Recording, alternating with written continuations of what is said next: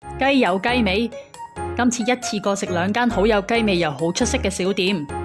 首先去觀塘食好出名嘅豉油雞，哇！你睇下豉油同埋雞嘅色水同埋光澤就知幾入味。呢間係幾個90後廚師主理，佢哋話立志要做最好味嘅豉油雞。以豉油雞嚟講，真係好高質。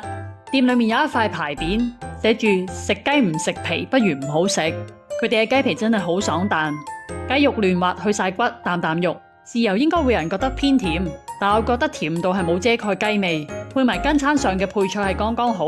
飲品就一般，可以唔叫。64蚊有埋酒釀溏心蛋同埋配菜，價錢都合理。之後入元朗食埋本身做車仔麵起家，但賣雞賣到開分店嘅霸王雞，勁多嘅炸蒜、蔥絲、辣椒包住啲雞，個底汁都係甜豉油，但雞嘅份量明顯多好多。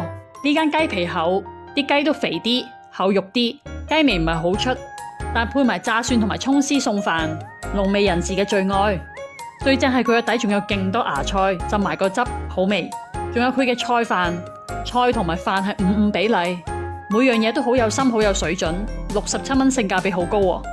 2間小店都用招牌嘅醬汁去提鮮，你又想食邊間多啲？